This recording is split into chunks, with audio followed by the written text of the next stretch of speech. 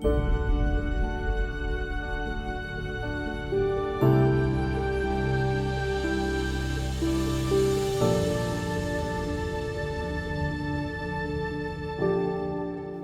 blunt, honest and straightforward, telling it how it is. These are no bullshit films on how to change your life. We don't use jargon or buzzwords, and there's no hype. I hope it's obvious that we genuinely care. Our only motivation is to help make life better for all. In this fifth film, we're going to tackle, head on, the current mental health situation. We'll be specifically focusing on the culture of entitlement and learnt helplessness. We won't be beating about the bush. There'll be no arm stroking or mollycoddling. We won't be taking any of the usual approaches, simply because they either don't work, or, when they do, the improvements are minor. We aim higher than that. We're world-leading pioneers when it comes to the psychology of attitude. Our process works. And because we genuinely care so much, we're not going to dumb down what we know or start placating anybody. You'll get the truth, the whole truth, and nothing but the truth with us. We don't mince our words.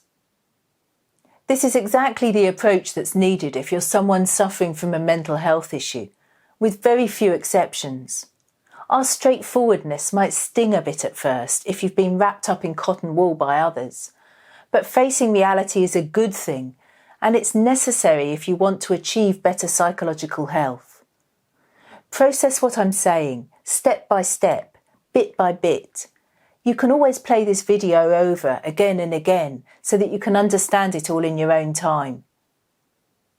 You'll also need to hear what we've got to say if you're any kind of professional working in the field of mental health. This also applies to those who are responsible for decision-making or policy. The current state of help on offer isn't that good. There's massive scope for improvement. And you have a duty of care to do your very best. We don't just say that we're pioneers ahead of the field out of arrogance or hype. It's true. What we say works. It delivers. If you're a parent or concerned friend looking for reliable knowledge, it's fortunate you found this video. I'm sure it'll ring bells for you, as well as offering a clear and practical way forward. This film is part of a series of 42 films explaining how you can significantly change your life, increase your capability, preferably for the benefit of all. Ideally, the content of this particular film should be taken in context, as each successive film builds on what has been explained and understood from the ones beforehand. However, if you're just wanting to know how to best deal with a mental health issue, this film can also be viewed on a standalone basis. That said, I strongly suggest you also watch films 3 and 4 in this series, at least, which cover the basic subjects of social conditioning and psychological avoidance. If you're watching this on a deeper level, in the wider context of wanting to know how to fundamentally change, the content will still be very relevant. It's critical to understand what's happening here. Right, that's hopefully all clear. So let's begin looking at what is a growing mental health crisis. Depression, prolonged levels of anxiety, self-harm, eating disorders, including anorexia, bulimia and binge eating, alcohol abuse, drug abuse and suicide have all increased, and these are just some of the more obvious examples of poor mental health. Low self-esteem, hopelessness, worthlessness, powerlessness and self-hatred all reinforce the mistaken idea that you can't change. It's a huge problem for those individuals affected, directly or indirectly, but also for society. The focus is a negative one, on how to treat the sick, rather than on the need for better psychological health. Government authorities and other organisations are overwhelmed by requests for help, unable to keep up with demand. It's a desperate situation. It's important to pause here for a moment, to step away from solely looking at the mental health crisis, for the purpose of gaining a wider perspective. For anyone watching this film, not having already seen the first 4 films in this series, we've redefined what we mean by the word selfishness, so that it's expanded to cover a broad range of behaviour. The overall me-first, self-orientated psychology that everyone is conditioned into is inherently dysfunctional and problematic. It's totally normalised and therefore accepted without any real questioning or serious challenge. People have ups and downs, and there are winners and losers with no real togetherness. Today's mental health crisis is only one type or grouping of excessive dysfunction within a much wider spectrum of dysfunctional behaviour. Whether someone is depressed or not, the root cause of suffering boils down to one thing: selfishness. This self-orientated psychology is inherently problematic for everyone, even if it shows up in different ways and to different degrees. It's absolutely important that this wider context is fully understood. If you don't get this, then I would suggest you do watch the earlier films. One consequence of appreciating the above is that there will be two distinct classifications of what is being diagnosed as depression. First, there are all those who are struggling to cope as a result of poor behavioural choices, either theirs or others. This is known as learnt helplessness. But there is a second group of individuals, often young people, who are being misdiagnosed as depressed, yet they're not suffering from learnt helplessness. Instead, they are merely struggling to accept a sick and superficial society when they might rightly expect a better world and future. These two classifications are not mutually exclusive, and they can overlap. Society is badly failing both groups of individuals because of a lack of depth and maturity. We need far better role models than the silly celebrities. Whereas technology has advanced and functions well, psychology remains contradictory and hypocritical. Humans are still a long way from realising their full potential. Some young people are smart enough to realise that something's wrong. They're sufficiently shrewd not to get sucked into the rat race and other supposed-to-be ways, but they're nevertheless still left with a feeling of emptiness. They've vaguely identified the need for a deeper and more purposeful direction, but haven't got a clue how to go about it because everything around them is depressingly low level. Actually, it's misleading to label this second classification of individuals as being depressed. Would we retrospectively think that a German soldier in a death camp for Jewish people during World War II, reluctant to join in with a nighttime party after work, to be psychologically sick? No, such a response to an unacceptable situation would be appropriate. Mental health professionals urgently need to question their failure to properly understand what is happening here, a situation made worse by their own limited mentality.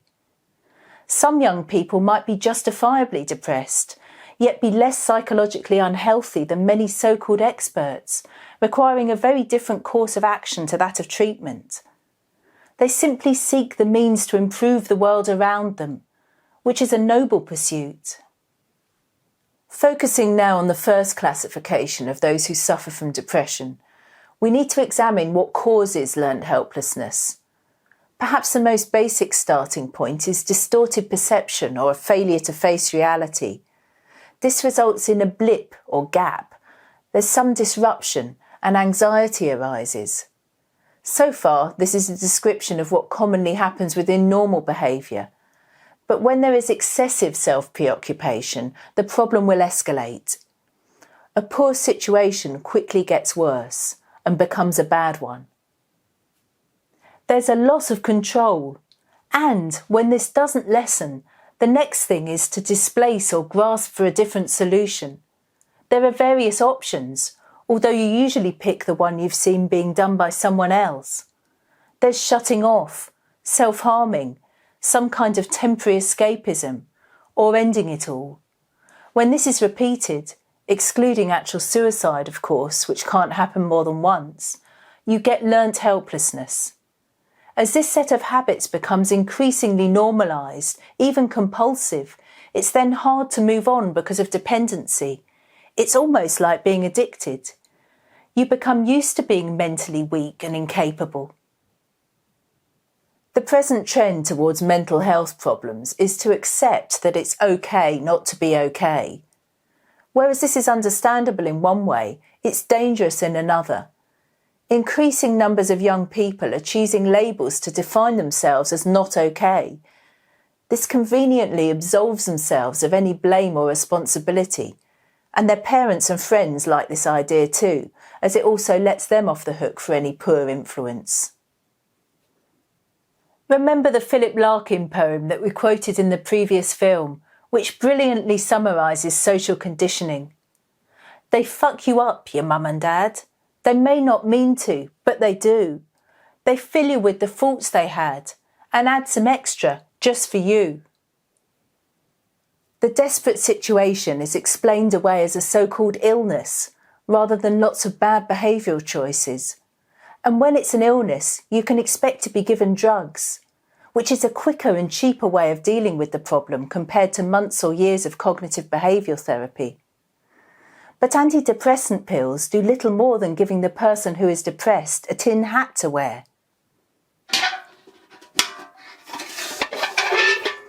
He or she then feels less, dulls down. The theory is that if life is constantly whacking you round the head, then it's better to have a tin hat on for some degree of protection rather than doing nothing. But when GPs, who are not psychotherapists, dish out antidepressants like sweets, then society has badly failed. It's not a good solution. The actual harsh reality is that it's not okay to be just okay. If you choose a mediocre life riddled with contradictions and hypocrisy, or just dumbed down, avoiding whatever you want to avoid, then you're going to suffer. Just like if you don't wash or have a shower or get in the bath, then you're going to smell and eventually stink. It's logical. It follows. Life won't be good, let alone fulfilling. Learnt helplessness occurs after someone has repeatedly experienced a stressful situation. They believe they're powerless, helpless to control the situation, so they don't try to change it, even when change is possible. This can lead to depression. Mental health problems result from inadequate self-discipline, the lack of clear thinking skills, and poor processing of information. When combined with excessive avoidance, such as making excuses and blaming others, plus the absence of deep meaning and purpose, it's a recipe for disaster. And it shouldn't come as a surprise, any more than if you repeatedly fail to go to work, you'll be sacked. Life has consequences, even in this modern, easy world. Until this is clearly understood and widely acknowledged, the entangled mass of excuses will continue and nothing will improve. The good news is that you can change. You can learn to better understand what's going on. You can learn that facing reality is actually a good thing. You can improve your thinking skills. Our 16 key factors, which we outlined in the second film, will give you all the tools you need. You'll also have to wise up to the tricks and trade of avoidance that we covered in the last film, because making excuses and blaming others, etc., will hold you back if you ignore this crucial aspect. Our approach really works, and you can become capable, step by step. So why has there been a recent surge in the numbers of young people with mental health issues? The answer is twofold. Both reasons will be obvious once they're considered in the context of all we've been saying in these films. The first explanation is down to the culture of entitlement. Modern life in countries like the UK has become easy, too easy. Many young people nowadays get what they want handed to them on a plate. They're spoilt. Most material goods are designed for convenience, to make various tasks quick to do with minimal effort. In one way, this should be a positive thing, but only if you constructively use that saved time or effort for some better or higher purpose. When you don't, you just become lazy, corrupted and wasted.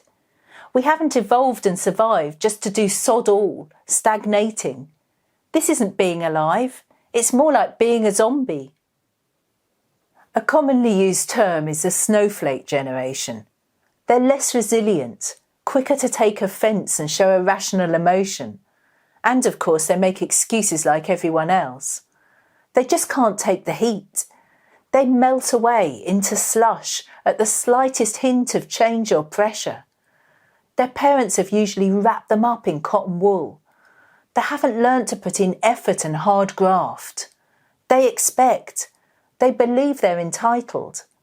And they hate being challenged or shown up. They like to think they're mature, grown up, but they're actually still immature.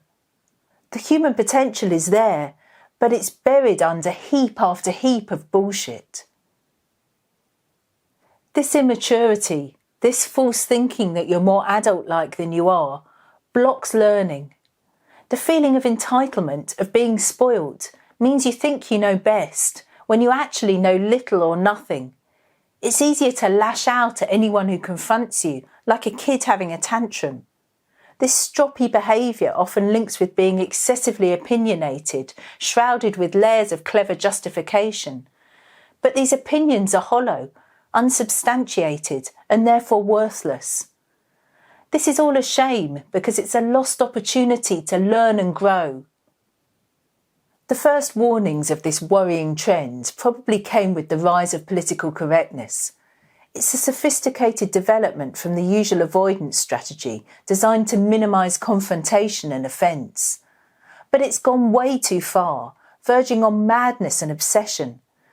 We would have got closer to a point of genuine kindness if straightforwardness had instead been encouraged, with the aim of everyone becoming better at facing reality. But, yet again, an opportunity was missed to realise that avoidance doesn't work. So a superficial approach to life was embraced as we entered the flippant age of whatever. There's also been too much emphasis on human rights, with the other side of the coin, your responsibilities, conveniently being ignored. Life's become more and more about what you can get or grab. We're not saying that the concept of service before self was ever fully grasped in the past, but nowadays it's been well and truly dumped out of sight. Struggle is actually a good thing. It makes you go beyond your limitations.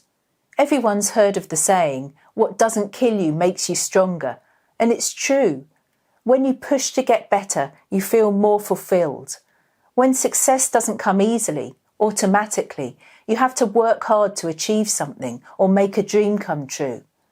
You know when you've earned a step forward in improvement, and it feels good. Life isn't easy, and to pretend otherwise is delusional. Being exposed to trial and error is a great way of learning. You're one step closer to success when you find out what doesn't work. But you have to be big enough, resilient enough to admit when you've got something wrong. Denial is for losers, and they never achieve anything worthwhile. The second reason for the upswing in mental health problems is very simple. If you want to get off the hook, you can blame your inadequacy on some claimed mental illness. You embrace the label because it can't readily be questioned, unless it's by an expert, and there are very few of those, some of whom are equally as messed up. Saying you've got a mental health issue instantly provides you with an almost perfect hiding place. It can't easily be exposed as fraudulent by a blood test, like with physical illnesses. Indeed, if you play the part of a victim, you can expect sympathy. It's an easy let-off. And as monkey do what monkey see, this latest form of deflection has been rapidly embraced. Too many young people have jumped onto the bandwagon. Psychiatry isn't an exact science. The evidence is often questionable. Psychologists and psychiatrists also avoid, like everybody else. Their judgment is often debatable. Whereas chemistry, physics and biology all deal with physical things that can be poked, prodded, dissected and reliably examined, the field of psychology is trying to make sense of unseen intangibles, which are often hard to measure. There's a lot of asking the patient or client about their subjective feelings, who, if smart, can cleverly deceive the expert into making an extremely dubious diagnosis. Again, we're not in the evidence-based world of physical medical care here, with blood, urine and faeces tests, MRI and CT scans, or swabs that can be stuck in various orifices. By contrast, working out if someone has or hasn't a mental illness is a lot more vague. It's often a grey area, and that's being kind.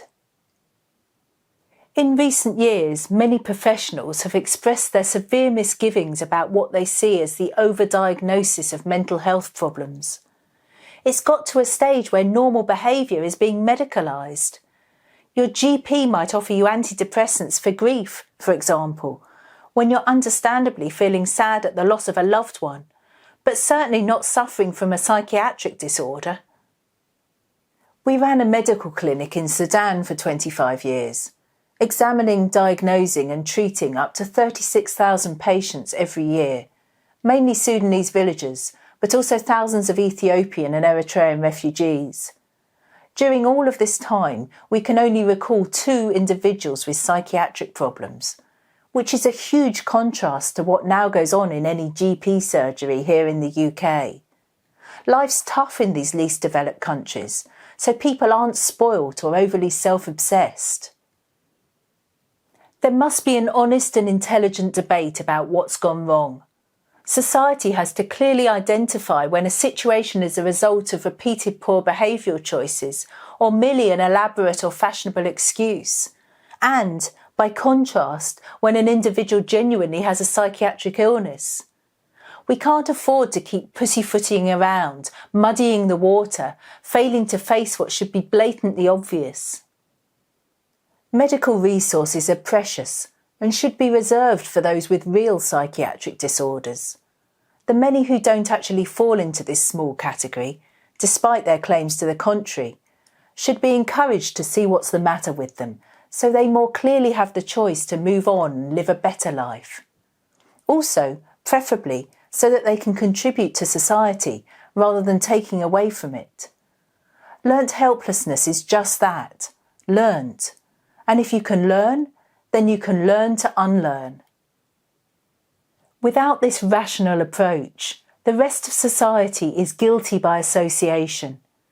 Appeasement is counterproductive. It backfires. It drags everything down. Everyone's poorer because humanity will only become mature when we all go forward. Life should be for living, a big adventure, not for coping. Human ambition should be a lot higher. It should be uplifting, not a race to the bottom. The focus should be more external, to somehow help make the world a better place. It's unhealthy to be self-preoccupied, self-obsessed, but unfortunately, this is exactly what society is glorifying and encouraging. This needs to be challenged, seen for what it is, and dropped. We have to turn our minds to become problem solvers, not sneakily trying to manipulate the system or those around us. We need an integrity of purpose. In our next film, we're going to be looking at the common problem of insecurity, false faces, and the search for confidence. If we don't do this, increasing understanding of what's going on, then any attempt to change won't get very far. I'll see you again soon.